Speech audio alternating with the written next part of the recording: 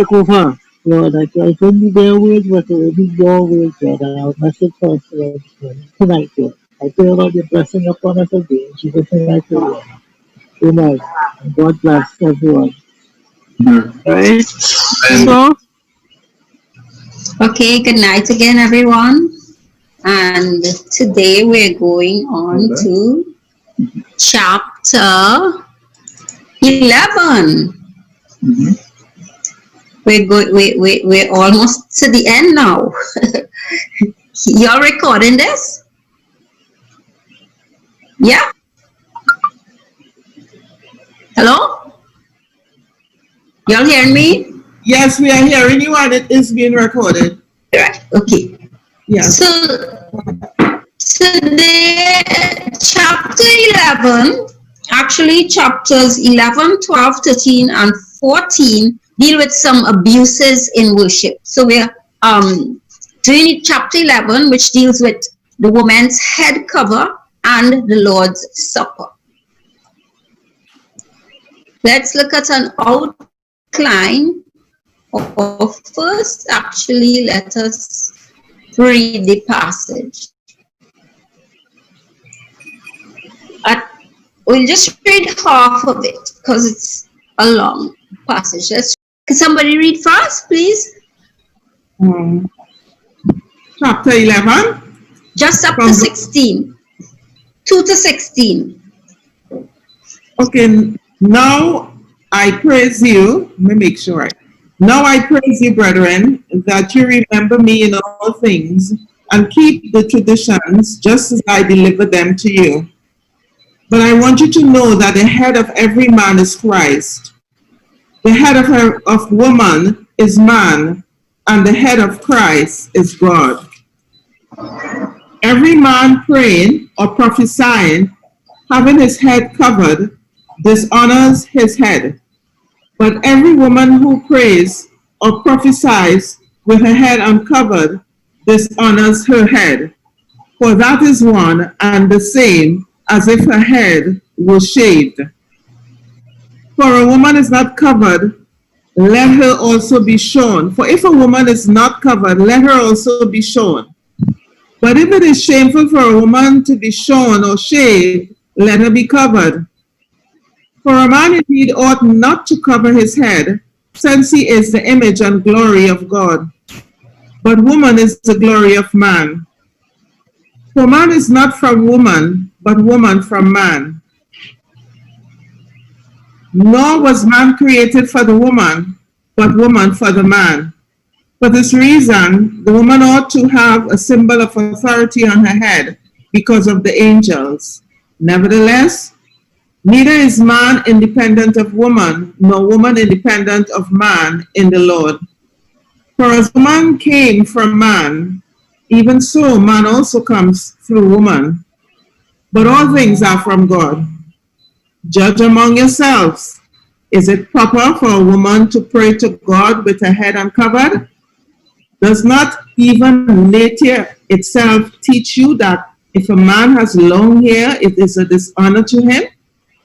But if a woman has long hair, it is a glory to her, for her hair is given to her for a covering.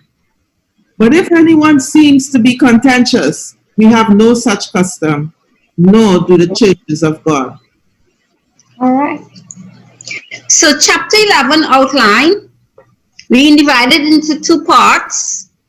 That the one we just read, which deals with the problem of the woman with uncovered head praying and prophesying.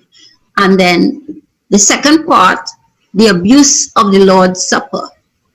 So the uncovering of women in worship, chapters 2 to 16, Paul is going to present three arguments why this should not take place. He gives an argument from culture, one from creation, and one from what seems proper, propriety. So we look at those. And then he goes on in the same chapter, abuse of the Lord's Supper. He gives the two problems. It involved abuse of the poor and abuse of the Lord.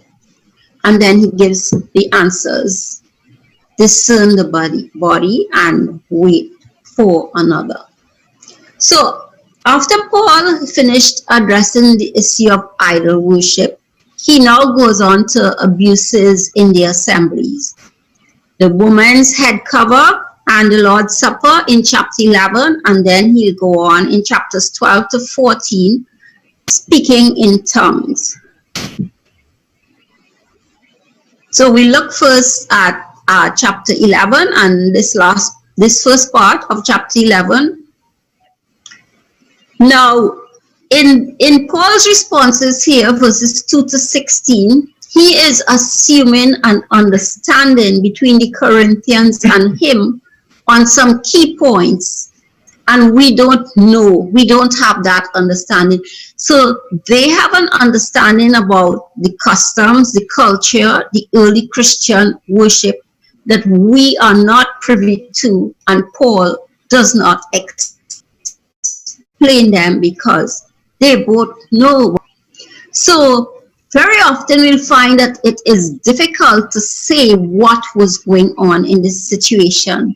The logic of Paul's argument is best seen by a structural display of the entire argument, which I'll put up in a while. And from this display, we will be able to see that the argument is divided into three parts. There are these three parts here: culture, creation, propriety. And in each part, we will see that he compares situations between man and woman.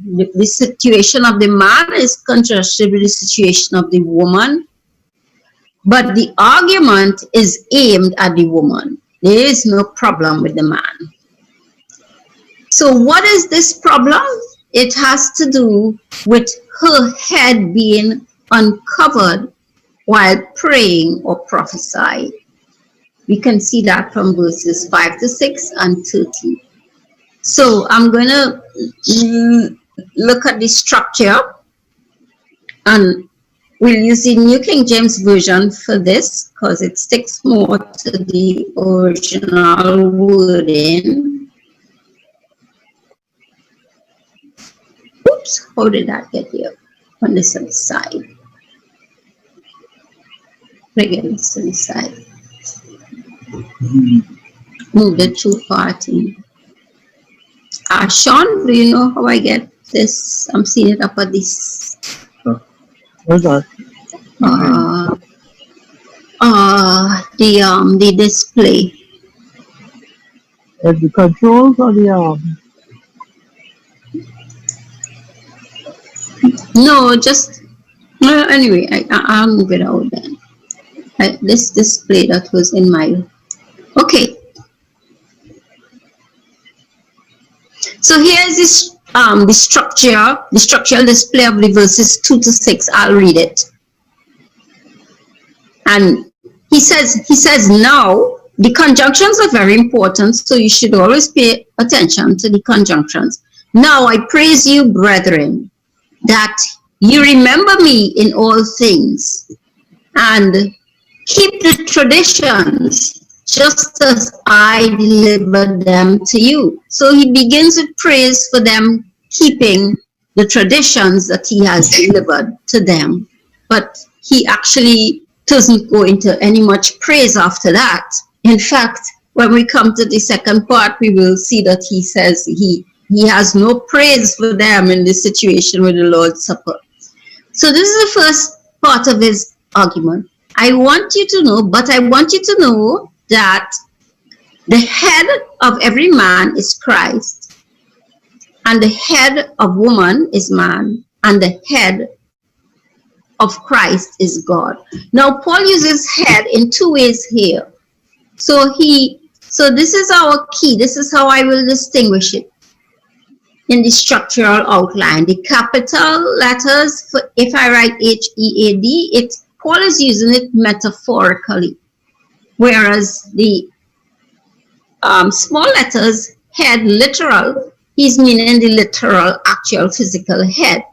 But when he says head, which I'm going to be denoting by capital letters, it means the source, Okay, So he's saying then that the source of every man is Christ, the source of the woman is man, the source of Christ is God. Every man praying or prophesying with head covered dishonors his head. Well, it can be either one here, but we will go to this one. But every woman praying or prophesying with her head uncovered dishonors her head. So we see that these statements are parallel. They're almost exactly the same, except that in the case of the woman, the head uncovered is dishonoring, whereas in the case of the man, the head covered is dishonoring. For that is one and the same. He's saying a woman praying with her head uncovered is one and the same thing as if her head were shaved. So disgraceful. But if a woman is not covered, then let her also be shorn, shaved, the same disgrace. But if it is shameful for a woman to be shorn or shaved, let her be covered. So Paul is saying here, the first part, he argues from the metaphorical use of head or source. A man would shame his head if he were to have something hanging down from his head. Literally, that's what it means. His head covered means he has something hanging down from his head, from his physical head. But the woman would shame her head if she were to prophesy with her head, and this is the literal head, uncovered. So she's to be covered. So let's go on. We'll come and analyze the verses in more detail. I'm just trying to show you the structure. Let's show you the structure for the second part.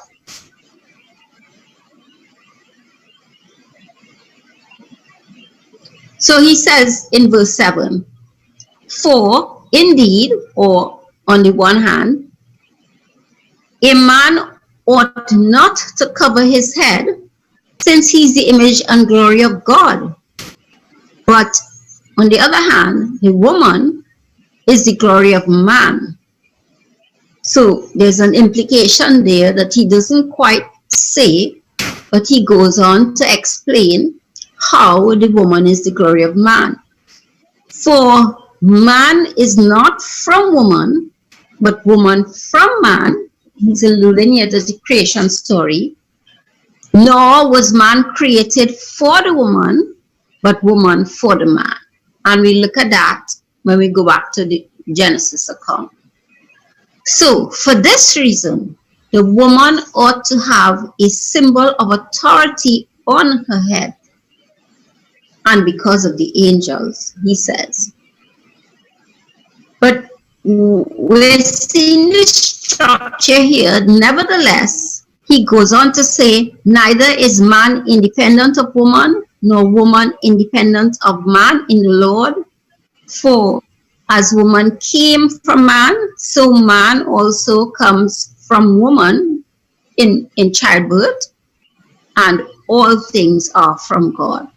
So we're seeing the correspondence here. We can see here a chiasm, a B prime, A prime chiasm. He talks about man not coming from woman, woman from man, and then the repetition here again is man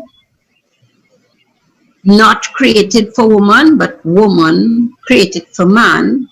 And here we see a sort of image in that he says now, neither is man independent of woman, nor woman independent of man.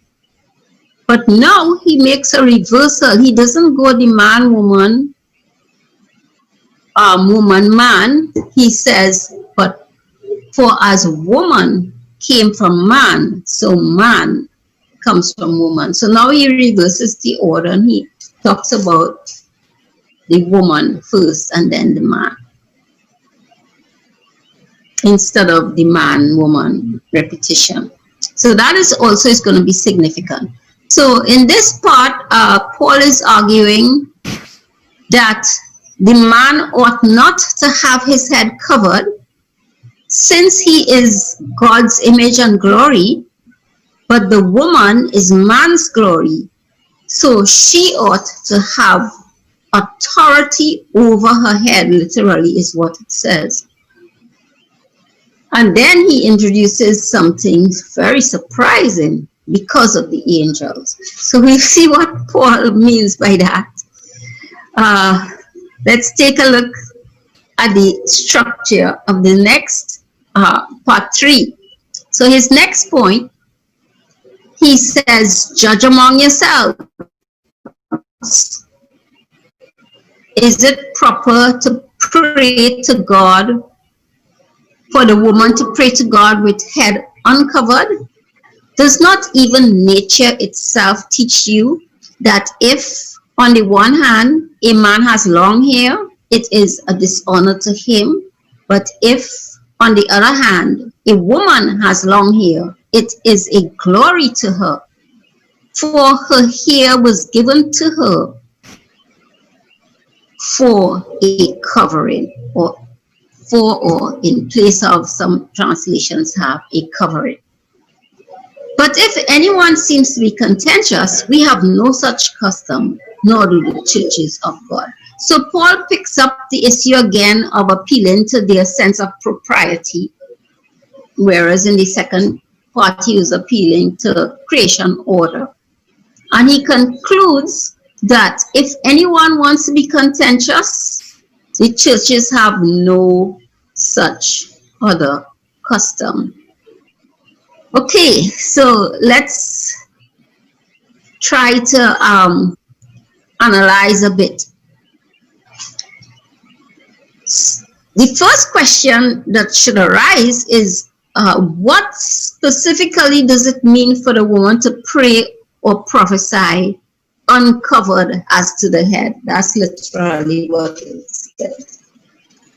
For the woman to pray or prophesy uncovered as to the head. And there are 3 main views. The traditional view is that it means without an external covering.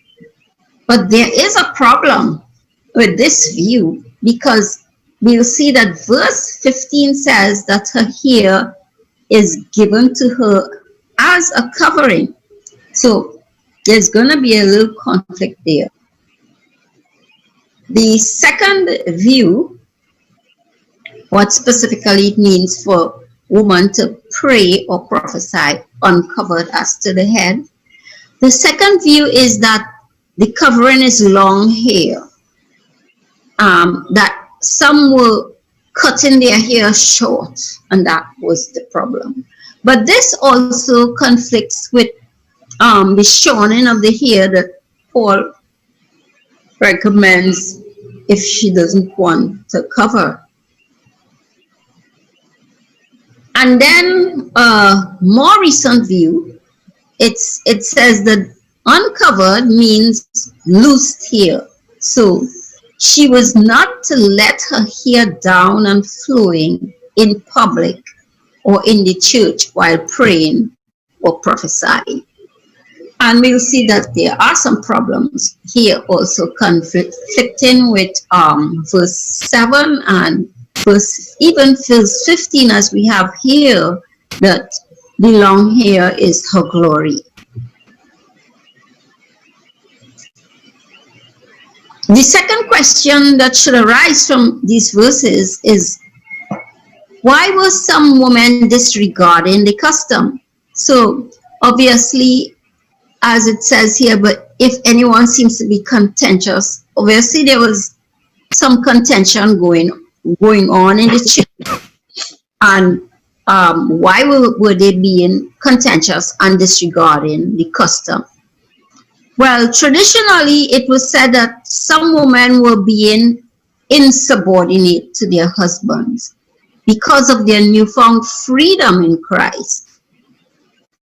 But more likely, it is that it was a group of these eschatological or spiritual women, that they had become so spiritualized that they were arguing for the right to pray and prophesy without the customary head covering, just as the men did.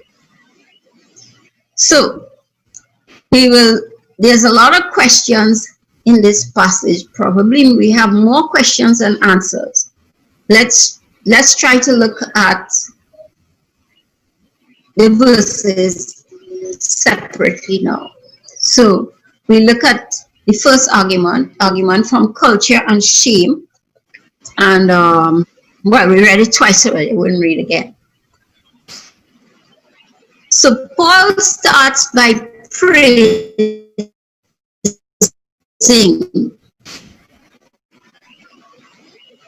I praise you for remembering me in everything. He's praising them that they have passed on to them. But very strange, he goes on to something that apparently they are not holding on to. So he goes on to instruct them in the matter of the woman's head covering in prayer. So first he commends them. Maybe he's just trying to get in a good favor with them so that they would receive more what he has to say. And then he goes on to point out things that are problems that they are not doing correctly. Now, Paul's statement in verse 3, very nice statement, and it has 3 parts. What does Paul say that he wants them to know or to realize? 3 things. Anybody can tell me those 3 things?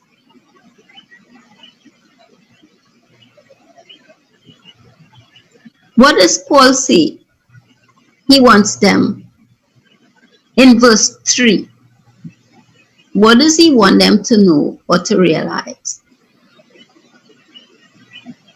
We find 3 things. Anyone?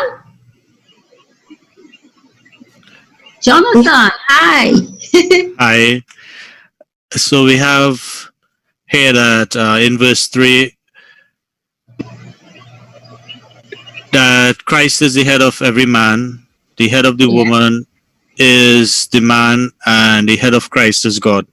Right. Okay.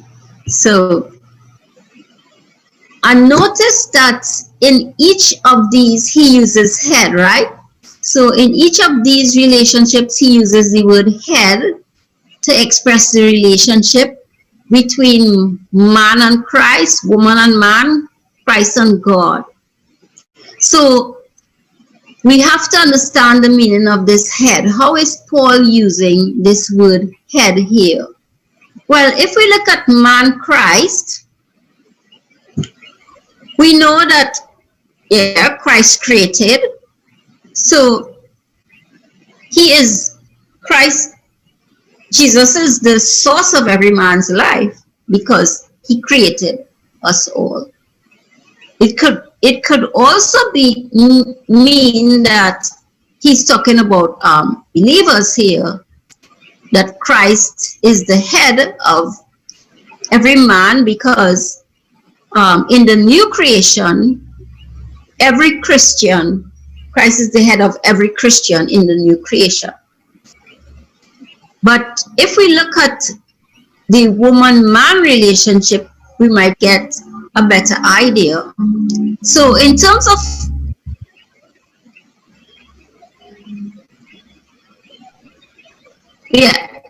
so the woman-man relationship, we're gonna see it's more the relationship here, it's more source of life. When he says the man is the head of the woman,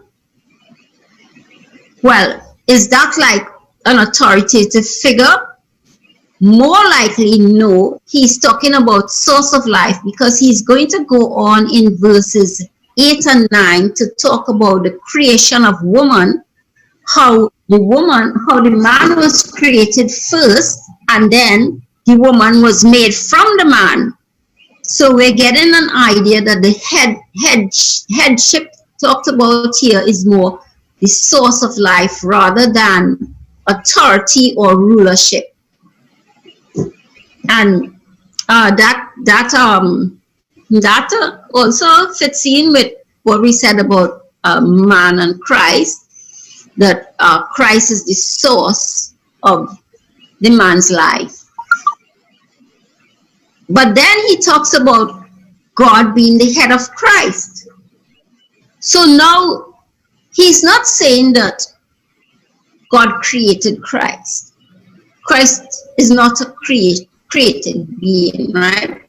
So Paul is not saying that God is head of Christ in terms of creation, but in terms of incarnation, he's the source, because the Father sent his Son, so God is the source of Christ, through whom comes redemption, right? So don't let anybody tell you here that this is showing that Jesus is not God. You have to understand his meaning here in terms of incarnation, not in terms of creation. So in terms of incarnation, God is the source of Christ, through whom comes redemption. Christ is the head of man. The man is the head of woman. But although this is a very good statement here from Paul, it's not Paul's main statement. However, he is only using it to explain the need for the covering. So let's not push this to the limit or be too absorbed with it at this stage. So he's going to use it to explain the need for the covering. So in verse 4 now, he says, every man who prays or prophesies with his head covered dishonors his head. So Paul asserts that every Christian man who prays or prophesies, and we can see here that he's meaning in the assembly because of this prophesied. If he just said prayed, well, you could pray at home, yes, and what does it apply also there? But because he includes prophecy, which is usually done for education in the assembly, we can see that he's talking more about a church setting here. So the prophesying, we will, as a gift, we will go on to when we come to those chapters. But for the meaning, for the time being, we'll just look at it for education in the assembly. So Paul is saying that every Christian man who prays or prophesies with head covered brings shame to Christ.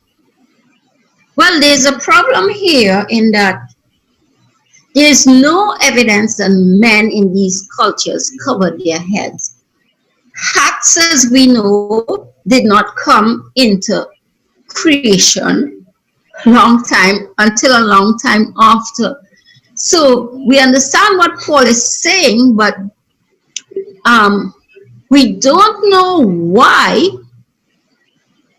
it is that the covering of the man's head would bring shame to Christ, because we don't really understand so much this custom that was going on in the church, which the Corinthians knew about, and Paul is obviously expecting the Corinthians to agree with him that it would bring shame because the way he says it. So there's no evidence that men in these cultures covered their heads, and we do not know why. So we do not know why Paul expected the Corinthians to agree that it would bring shame. But let's take it for granted that it would bring shame. So that's what he says in 4. Every man who prays or prophesies with head covered dishonors his head. And then in verse 5, he goes on to say exactly the same statement, but instead every woman who prays or prophesies with her head now uncovered dishonors her head. So it's a little bit surprising in that you would expect him to say the same thing, since the man is the head of the woman. but now uncovering is a dishonor. Furthermore, he says, it is just as though her head was shaved. So, why is this so? Why would discarding this presumably customary covering that the woman wore, why would discarding that be the same as if her head was shaven? We don't know. So it has caused some to think that Paul is talking about loosing her long hair so that it flows, because there is not an understanding as to why discarding the covering would be the same as shaving off her hair. But we'll see that there are problems with this view that Paul is talking about losing her long hair.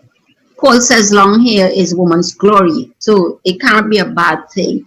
So we really don't know here why Paul compares taking off the customary covering with being the same as her head was shaved. But maybe verse 5 is going to give us an idea. Verse 5b to 6. Yeah, Paul finally spells it out. Well, what do you think the shame would be here? Every woman who prays or prophesies with her head uncovered dishonors her head. We don't know from that why, but it is just as though her head were shaved. If a woman does not cover her head, she should have her hair cut off. And if it is a disgrace for a woman to have her hair cut off or shaved, she should cover her hair. So what is the disgrace or the shame here?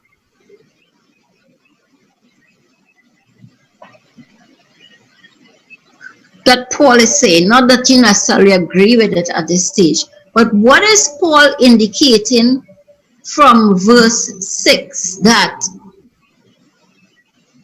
would bring disgrace to a woman? If a woman does not cover her head, if her head is uncovered, that would be like a disgrace. Well, from this, but specifically what he's saying here, it's a disgrace for the woman to cut off her hair. Notice he only implies something at this stage, but every woman who prays or prophesies with head uncovered dishonors her head. So that's dishonoring her head, but the shame to her, what is the shame to her? Well, the shame seems to be having her hair cut off or shaven, right? It says if a woman does not cover her head, she should have her hair cut off. But he says here, if it is a disgrace or shame for a woman to have her hair cut off or shaved, so the shame seems to be having her hair cut off or shaved. So we might be able to get a little better idea of what Paul is talking about. So having her hair cut off or shaven, it seems to be in that action she is becoming more like a man in regards to hair and blurring the male-female relationships. Paul will go on to say that it seems natural for a man to have short hair and a woman to have long hair. So that if her hair is shaven off, it's shame to her and it's a blurring of the male-female relationship. So to pray or prophesy uncovered is the same as if her head was covered. So both of them, then are bringing shame. So if the woman does not cover her head, she should cut off her hair. But if this is shameful, so if it is shameful that she would cut off her hair, which Paul says directly, then we can infer so too would the uncovering of her head, as Talia said. So she should cover her head. Well, it seems here that the issue is directly tied to a cultural shame, because we don't seem to have this shame in our culture today. So it seems that the issue is directly tied to a cultural shame that does not prevail today. And if so, literal obedience is unnecessary. So if it is about a cultural practice that is shameful, that is no longer shameful today, literal obedience is not necessary. But Paul has more to say. So let's see what he says in the other two points. Okay, y'all with me so far? Yeah. Yeah, with you. Yes. Okay. Yes, with you. Okay, so let's go on to his next point. So he now offers, it's either supporting argument for the first reason, or he offers a second reason, we don't know, as to why women should be covered when praying or prophesying. So what was the first reason? The first reason that he just gave, he seems to be saying that it was culturally shameful, right? So let's see what he is saying now. So he says, a man ought not to cover his head, since he's the image and glory of God. So we understand Paul's statement, he is not to cover his head. But we really don't understand the reason. He offers no explanation as to why being the image and glory of God should prohibit man from covering his head. Just makes that statement, and he gives his reasons since. But let's read Genesis 1:26 to 28. Somebody read Genesis 1:26 to 28. Anybody who has it first can read it. Then God said, let us make man in our image, in our likeness, and let them rule over the fish of the sea and the birds of the air, over the livestock, over all the earth, and over all the creatures that move along the ground. So God created man in his own image. In the image of God he created him. Male and female he created them. God blessed them and said to them, be fruitful and increase in number, fill the earth and subdue it, rule over the fish of the sea and the birds of the air, and over every living creature that moves on the ground. 26 to 27, right? Okay, so we know that the man was created in the image and glory of God. That's in Genesis.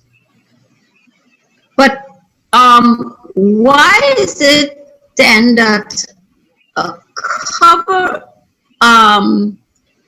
uncovering his head would be going against this image and glory of God? So Paul offers no explanation as to why being the image and glory of God should prohibit a man from covering his head. But he goes on to explain how the woman is the glory of man, rather. So instead of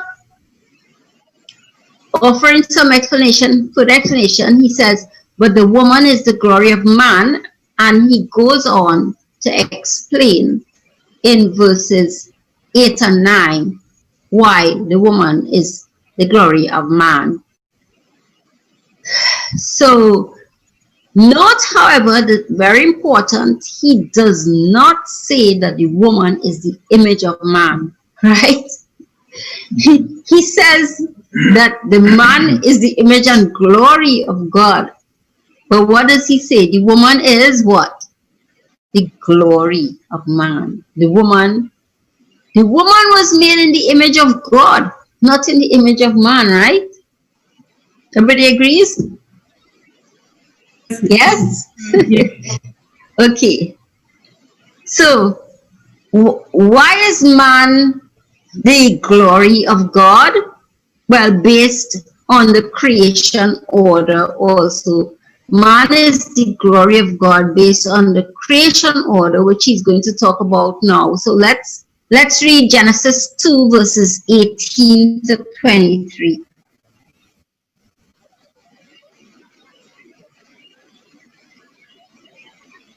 Anybody can read it for us? Genesis 2, 18 to 23. Must be first by him. Man is the glory of God based on the order of creation, because he's going to go on here and say, for man did not come from woman, but woman from man. Yeah, go ahead, Lindsay. The Lord God said, "It is not good for the man to be alone. I will make him a helper suitable for him." Now the Lord God had formed out of the ground all the beasts of the field and all the birds of the air. He brought them to the man to see what he would name them. And whatever the man called each living creature, that was its name. So the man gave names to all the livestock, the birds of the air, and all the beasts of the field. But for Adam, no suitable helper was found. So the Lord God caused the man to fall into a deep sleep, and while he was sleeping, he took one of the man's ribs and closed up the place with flesh. Then the Lord God made a woman from the rib he had taken out of the man, and he brought her to the man. The man said, "This is now bone of my bone and flesh of my flesh. She shall be called woman, for she was taken out of man." Okay. Right. So, with that as our basis, man is the glory of God based on creation order.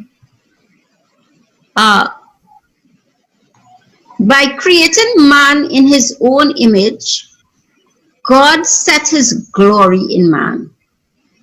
So his existence is to God's praise and honor. That's what Paul is saying, Paul is meaning here, that since he is created in the image of God, and God put his image in man, so therefore, he set his glory in man, and man's existence will therefore bring praise and glory to God, praise and honor to God. So the man ought not to cover his head, since he is the image and glory of God. Right? He was made in the image, and that glorifies God. But Paul's concern is to explain why women should be covered while prophesying.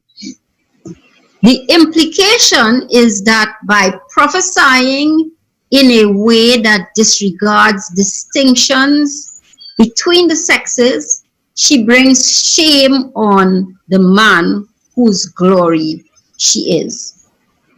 That's the implication from this. He's saying, but the woman is the glory of man. So the implication of verse 7 saying a man ought not to cover his head, since he is the image and glory of God, but the woman is the glory of man. The woman is the glory of man. The implication, therefore, there is by prophesying in a way that disregards the distinction between the sexes, she brings shame on the man whose glory she is. But that's just an implication. Paul never says it. Instead, he goes on to explain how the woman is man's glory. So let's look at verses 8 and 9. He says, "For man did not come from woman, but woman from man," as we just read. The woman was made from the rib of the man. "And neither was man created for woman, but woman created for man," as we just read. God saw that it was not good for the man to be alone, so he created the woman for the man. So man is woman's head. Then in the way he is the source of her life, and she is his glory, as she was created for him. So she was created for him. She's his glory, right? When the man saw her, he said, "This is now bone of my bone and flesh of my flesh." It was glory to him. But Paul's point here is that the man is incomplete without the woman. The man is alone or incomplete without the woman. This is what the Genesis story is telling us. And that is going to again be strengthened in verses 11 to 12. It will imply, verses 11 and 12 imply that there's a mutual dependence between the man and the woman in the Lord. So very often people take this to mean the man is the head of the woman and the woman is the man's glory. Very often it's taken to mean subordination. But we are not seeing a subordination here. What we are seeing that Paul is saying is that the man is incomplete without the woman, and we're going to see a dependence on the relations. Okay, so verse 10, he says, "For this reason, and because of the angels, the woman ought to have a sign of authority on her head." So this is a very difficult verse. What does it mean to have a sign of authority on her head? And where do the angels come in here? Those are the two questions we need to ask. Well, the traditional view sees it as subordination of women, and they see the covering, the external covering, as a sign of man's authority over the woman. But let's look carefully at what Paul says. He says the woman ought to have a sign of authority on her head. So this is an unusual use of this Greek word exousia, which means authority, in that it is used here in passive tense sense, and it's also used as an external authority that she has on her head. So there's some problems with seeing this sign of authority on her head as the man having authority over her, signified by the covering. It's very obscure, and we really don't know what it means. There's a lot of different views here. Some people have even suggested that it could possibly be a Corinthian saying that Paul was repeating, as he does often throughout the letter. And it could be a saying meaning that the woman do have authority or freedom, meaning freedom over their head, their own head, what they should wear, because it says here the woman ought to have a sign of authority on her head. So it could be translated that the woman has authority and she has to have that sign on her head. So it could possibly be a Corinthian saying, meaning that the women do have authority or freedom over their own heads. But even so, what Paul is saying here is that it must be exercised in the context of her not shaming her head or her husband. So let's see then what the next verse says. Verses 11 to 12. He now qualifies. Paul is quick to add that although the woman is man's glory, it does not mean that she is in a subordinate position, because he goes on to say, in the Lord, however, woman is not independent of man, nor is the man independent of woman. For as a woman came from man, so also man is born of woman, but everything comes from God.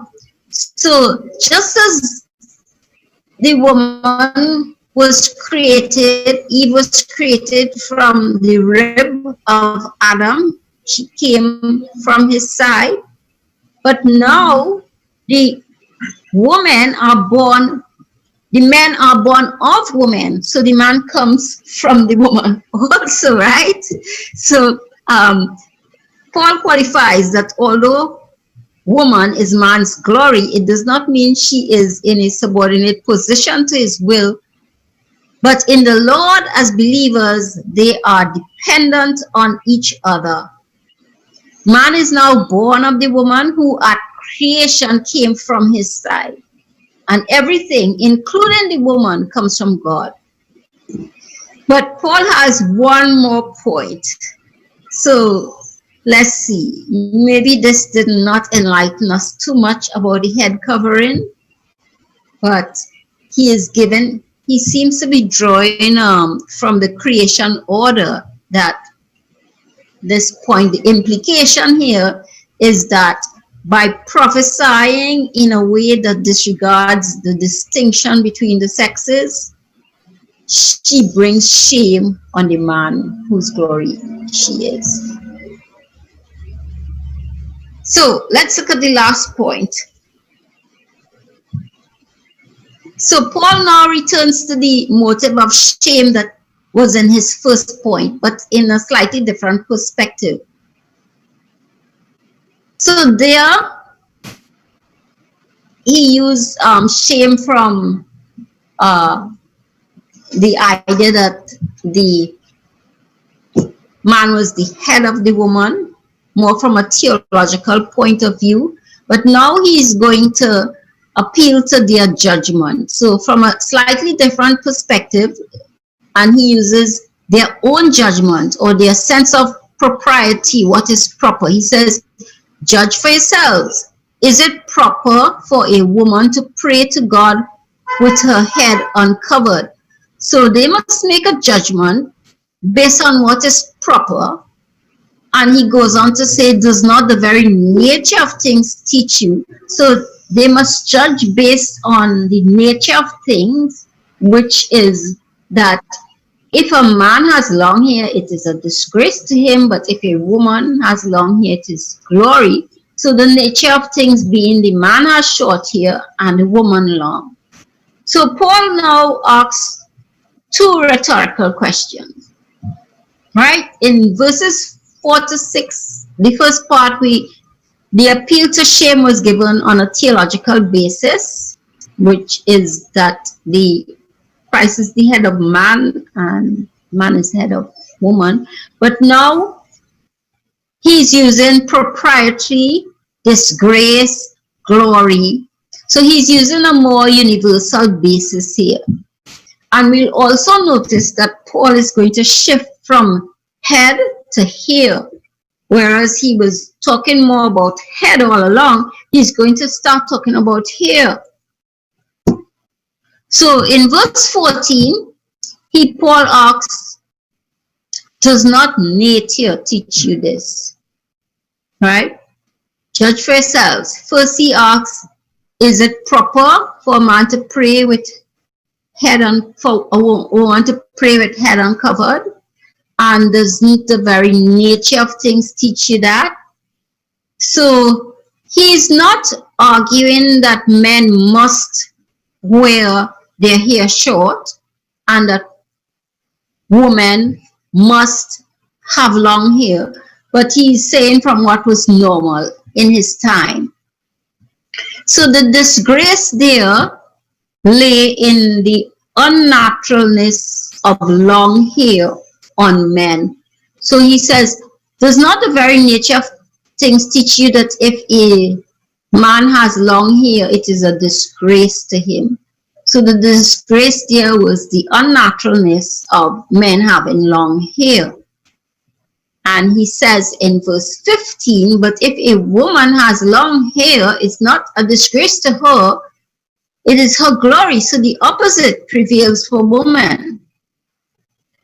What is dishonor to one is honor to the other. Well, Paul seems to be saying that long hair is the woman's glory because it has been given to her as a covering. This is what he says. But if a woman has long hair, it is her glory, for long hair is given to her as a covering. So he is saying that long hair is the woman's glory because it has been given to her as a covering. So likely Paul is arguing from analogy. He's comparing. So he's saying, since by nature women have been given long hair as a covering, well, this points to their need to be covered when praying and prophesying. So by nature they have long hair as a covering. So when praying and prophesying, they should be covered.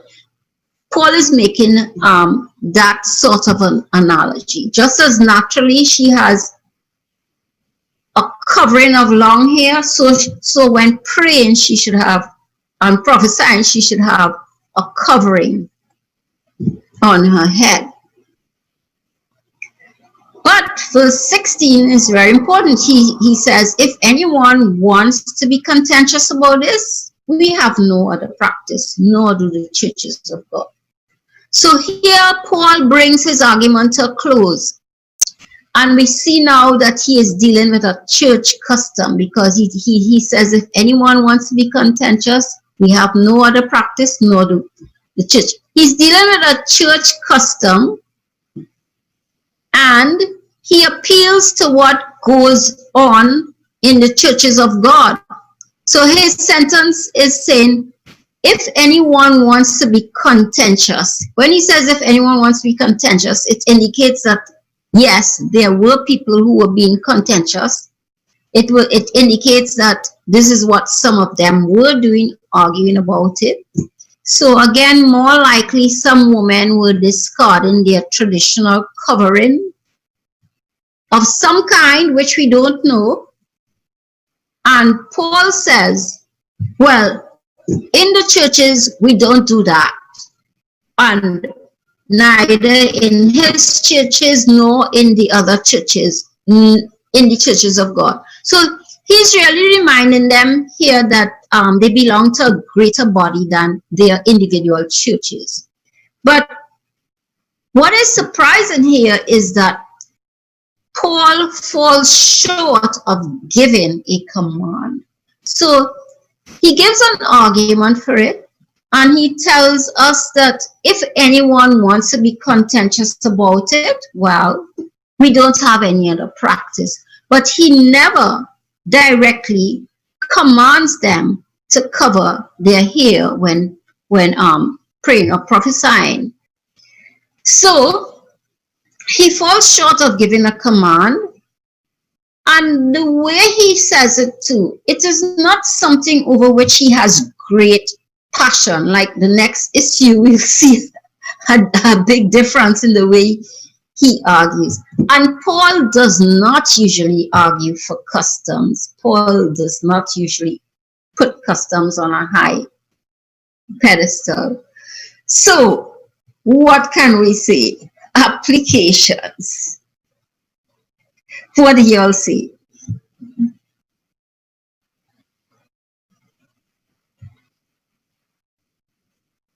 What do you say? Should we be covering our heads? Good night, Sister Angela. Yes. I believe that we live in a dispensation of grace. This is under Paul here, the grace man himself.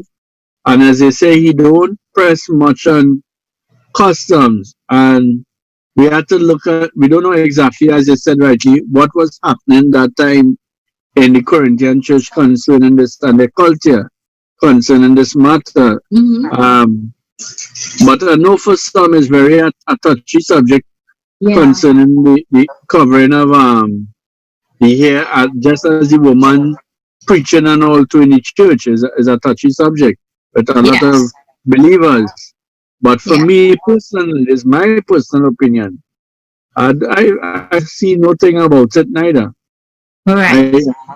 Covered or not covered.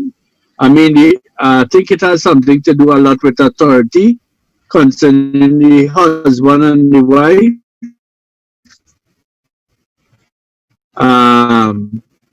You know, if the husband will give permission to his wife that she could, you know, go to church with all the covenants, I guess that. Yeah. Well, so this is what Gordon Fee says, that Paul's argument suggests that such a church custom, though it was not unimportant to the Corinthians, is not to be made canon law. We cannot transfer it across the board to the many cultures where church is found today. And each culture has its appropriate mode of dress. So dress appropriately to your culture. And we don't even know exactly what it is Paul this covering was, what the woman's covering or what the men's covering would have been. And we don't exactly know how the angels fit in with that. So, well, let's not be too dogmatic about it.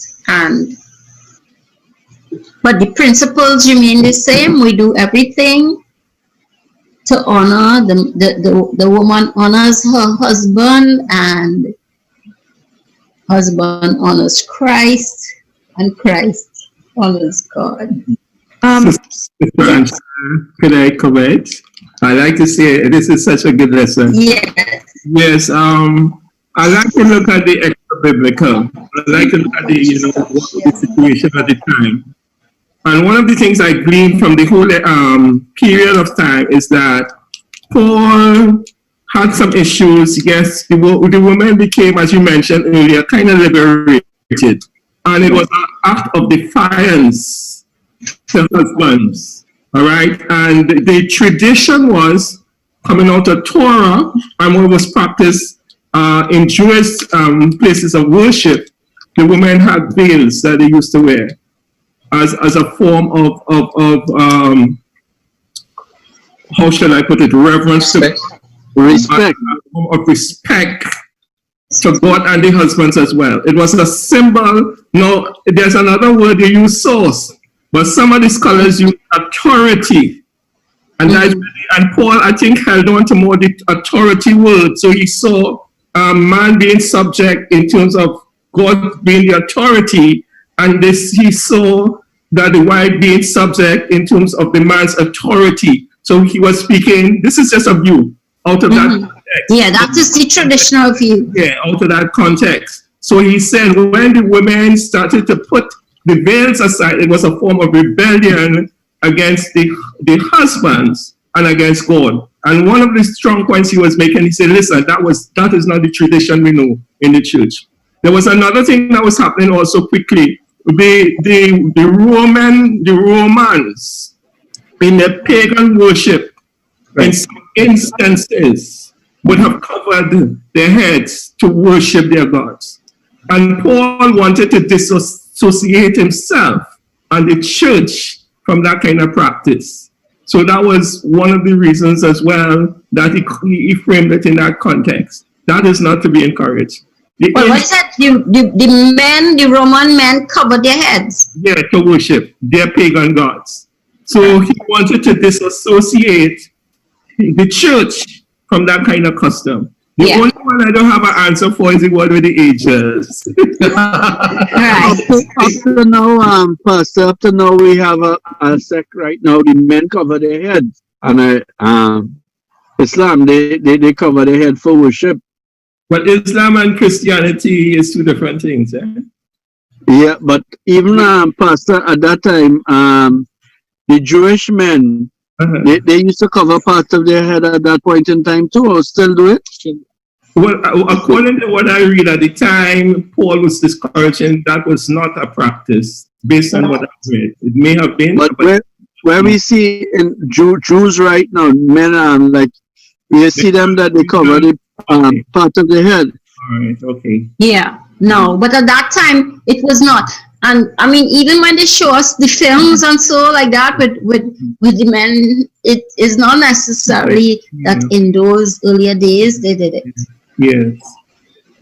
And in some of those other temples where there would be Diana and Aphrodite worship, the women shaved their heads and they spoke. They brought that naturally into the church. It was kind of like repulsive to the whole, they distracted from the sanctity of what was happening. Just like if, let's say, a young guy comes in church and his pants is quite down, and he goes up, right? It's kind of like, naturally unacceptable. That's a good word. Yeah. Is it okay I share something? In terms of the pattern of how the whole thing fit together from top to bottom, right? Because he starts off with number 1, which he says, "Be followers of me, even as I also am of Christ," right? So somehow the head aspect of it, and starting with the physical part, which is the literal, the hair covering and all of that, and then he ties it down into for some reason tying in the creation story to what is going on now. And I'm looking at even when he mentioned number 10, which is, for this cause or the woman to have power on her head because of the angels. And when I look at even like First Timothy number 2, when he gives guidelines for the woman, he mentions again back to the creation story here when he says, for Adam was first formed, then Eve, and Adam was not deceived, but the woman being deceived was in the transgression. So the angels, not necessarily meaning in terms of good holy angels who are in coordination to God, but is a concern for possible deception, because it could be applicable for our time as well, because we're in an age where feminism is being so supported. And then when you look at even the story of where Jesus mentions in Revelation about, you'll allow that, Jezebel to sing my people, and there's something to do with God's order that creates a flow of unity that he wants to shine a light towards the world. So we have to really stand in terms of that being able to submit, not it being in such a bad term as the world makes it seem, but in a way where, like, for instance, with Jesus, as he was the Son of God, he submitted to, he always said, Father, thy will be done. He was showing us there's something beautiful about that. It doesn't necessarily mean that he's lesser than God, because he is God in the flesh, but that there is a unification of Father, Son, Spirit. That is a deeper love that he's trying to say that the church should understand. That flow will bring that harmony then. And when we go against that flow, that's where the disorder and the chaos, and you find the liberation and whatever it may be. And it's something that is worthy, that he's trying to not, he's trying to say. That's why even in the last part, he says, the last verse, he says, but if any man seem to be contentious, we have no such customs, neither the churches of God, because literally we are the pillars of God, and God being the head, there should be a reverence for that flow to happen in a graceful way then. So I don't know if that makes sense in terms of where the angels and all of that tie in and the concern for this. Interesting. Yeah, actually, there is a view that says, well, the angels were present while they were praying and prophesying, and the women were to cover their heads because uncovering it might be a temptation to the angels, and maybe, as you said, even the bad angels. That because we do have in Genesis a mention of some in those days the angels looked on the Sons of sun. man. Yeah, sons of Well, man. Yeah. Yeah, it's just really too obscure for us to understand. When they said that the hair was the woman's beauty, right? I think what Paul was saying for it to be covered, for the woman to be covered, right? Is it a part of it not to cause distraction to the men in the congregation also? That could be a reason. I would definitely say yes. For example, a woman's beauty should not depend on external apparel. Now, just a little look at some of the Eastern tradition. Like the women who were, let's say, like of low repute, they would walk with outstretched necks and with mincing steps. And a mincing step, because they wore anklets, they would walk in such a way that their anklets jingled, right? So if you put a visual to that, she was walking kind of seductively, right? Now, do you know that even the best women, the noble ones, the good ones, they also wore the anklets, but it wouldn't jingle when they walked. There was a kind of modesty, and her beauty didn't depend on that jingling or walking with mincing steps or outstretched proud necks, you know. And that is why God said He will reduce them to bald head, right? Because they were not humble; they were very seductive. And so it is saying something as to how we ought to feel in the presence of God, and I suppose by not drawing very strong legal lines, He's leaving that up to your spiritual discernment and just the life of the Spirit in you, being sensitive to others. There's also another view that Paul meant that Paul was talking about whether she tied up her hair, she should put up her hair.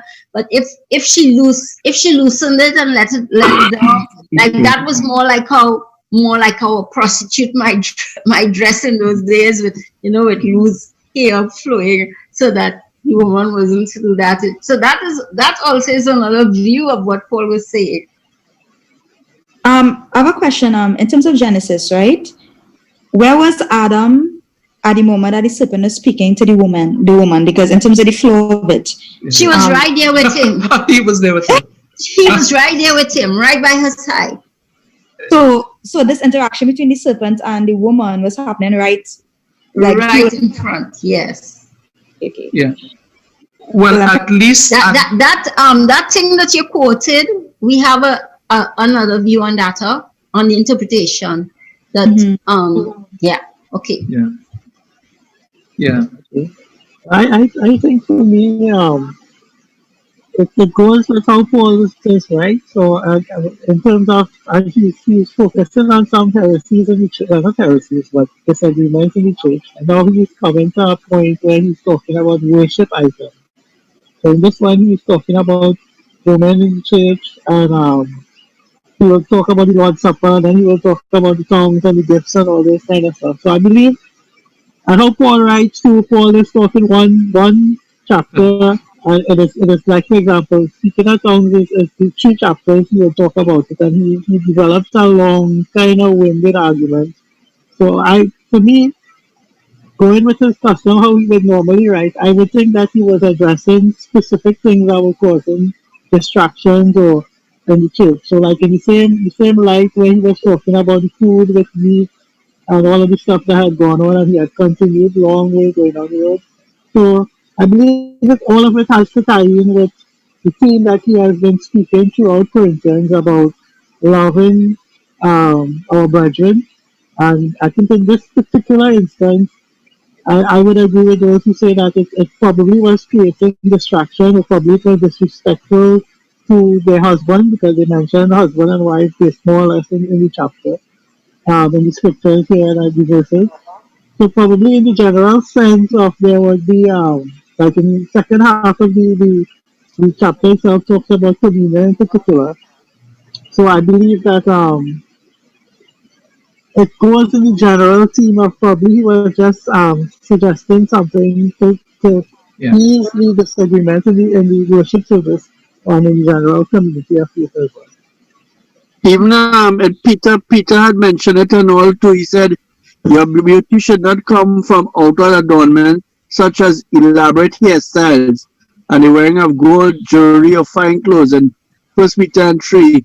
I think the hair was somehow in that time a distraction to the men in that society. I think somebody also mentioned the proximity to the temple of Diana and the prostitutes in the temple and all those kind of stuff. So some things may have been cultural stuff that people who were coming to a life of Christ but were accustomed to it because of the secular nature of the place. Were bringing some of the custom that was causing trouble in the church. Yes. Yeah, so I mean, there's an issue today for the brethren, the people in the brethren assemblies. I actually used to go to a brethren church years ago, and so the woman had to wear the veils, and I wore the little thing on my head just because they said so. And we had discussed it one time, and the man said, yes, the rest of it is customary, but because of the angels, he was insisting that that is an abiding principle. Because of the angels, that doesn't change. But then again, we don't know what Paul was meaning by because of the angels. So how can we make it an abiding principle? So some people still hold to it today, and I mean, I think that's fine, and then they don't ever insist that others do it, So generally, you don't have a yes or no if it is right or if it is wrong in our society, in our congregations right now, in the church. Yeah. And, as someone said a few sessions ago, a kind of an overarching principle is to know that you're not in this alone, that you've been brought into the body, and so many of the subjects he's dealing with is how one affects the other, how we affect the tone of the worship that we are attending, and so it has implications for how we dress, largely because we live in frail bodies. If you fling your hair and it hits me, it's going to have a certain effect. So let's keep the focus on the worship of the Lord, right? But yet he doesn't want to be legalistic, and the passage gives some latitude, but gives you the spirit with which worship is a problem because we don't normally wear hats. You all don't normally, so it's not like, okay, take off your hat when you pray. Yeah. But then the women have a problem because we don't normally wear veils, so then one finds it put on our head, But Angela, sorry. Yeah. I just wanted to make one final comment. So what I glean from all of this, we should encourage modesty. Yes. Of the women in the churches. Abiding principle. Yes. Abiding principle. Yeah. Modesty. So. Good night, everyone. Good night. Sharon. Yes. I have a perspective on the whole thing. But you see, my concern is, and I'm not going forward to share the perspective, but what I'm going forward with is duty of care. If it is, you have a particular belief, and you see, back in Paul's day, it was appropriate and it was a custom. Now, if you do that and you have one person in the congregation who is exposed to the same teaching, and they come into the congregation and they're covering their heads, Now we have new converts coming into the congregation, and they might not be exposed to what you're exposed to. Then we have a whole bunch of people putting themselves under bondage because Yes. they want to appear reverent, or they want to stand holy in front of everybody, but they have not gone through what you would have gone through, and they don't know what the scripture, nobody's teaching that to them. They just see you and they grab what you are going, and if you're a leader, worse yet, because they're doing what you're doing, not necessarily being not necessarily having experienced anything along the way. And I think we need to be careful of the things like before. I would have made that comment. You know, sometimes we feel good in a particular garment and we go to church, I good looking, but we're not checking that it might be offending somebody else and becoming a stumbling block. But as Sister Angela was speaking earlier, I jotted down a question that I would have wanted to ask. So you spoke of the authority within the culture, the head thing covering. And the question here is, woman is the glory of man. Is it her man or general man? Right. I think personally it's more husband-wife relationship that he's talking about. What do you say? Yeah. I don't think it's like every man has authority over me. No. Right. So when you come into the church, if the husband not there, it's okay to take off the thing off your head. But exactly.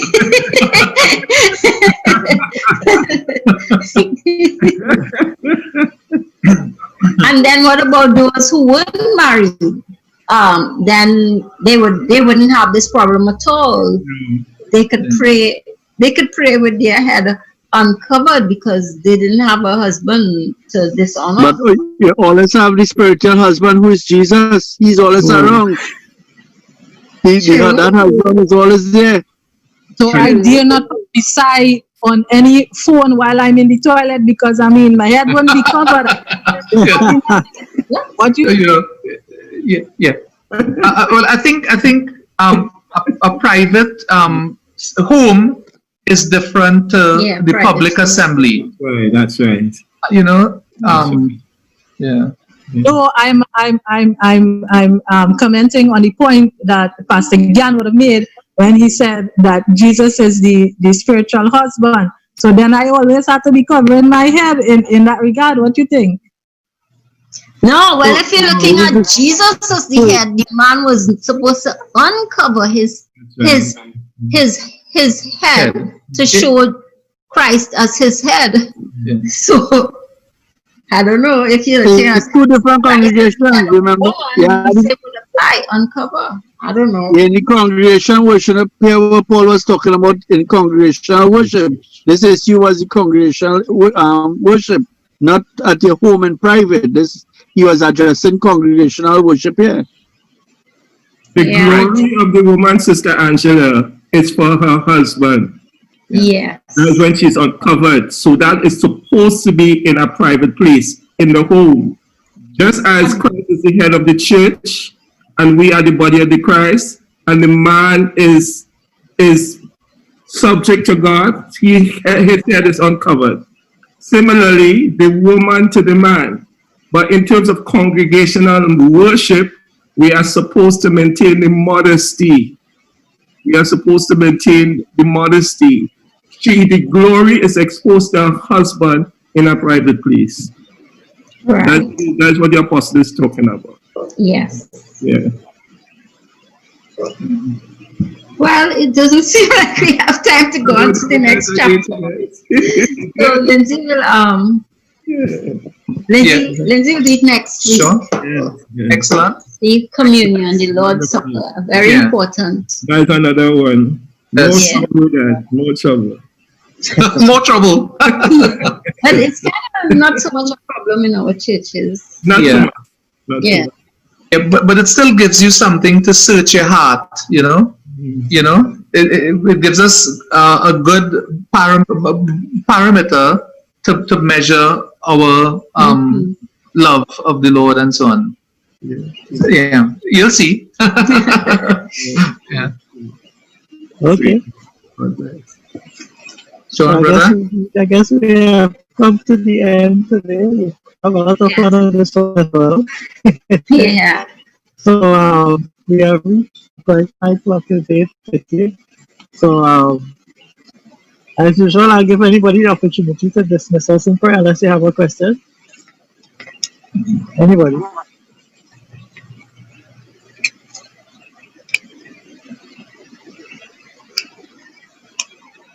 Okay. All Bless right. the Lord. Go ahead, Pastor Sean. All right, let's pray. Father God, we give you praise and we give you thanks, understanding, God, that you are in control of everything. You know everything, God, and sometimes we tend to want to take your place. But Father, we pray even now that your Holy Spirit will continue to dwell with us and to lead us into all truths, God. And when we would have experienced it, Father, we pray that we would live it out, not just become spiritually fat, but Father, we would be able to share with others that they too can experience this transforming grace, God, and it can go on and on, that others will be won for you and transformed for you. God, I pray that you'll continue to dwell in our hearts and in our minds, God, that as we live, Father, we will cause others to live as well. Father, I pray that you'll continue to have your way in our lives and in the lives of our teachers, God. I pray that you'll continue to give them also. Have you in our hearts and our minds. In Jesus' name we pray. Amen. Amen. Okay. Amen. Good night.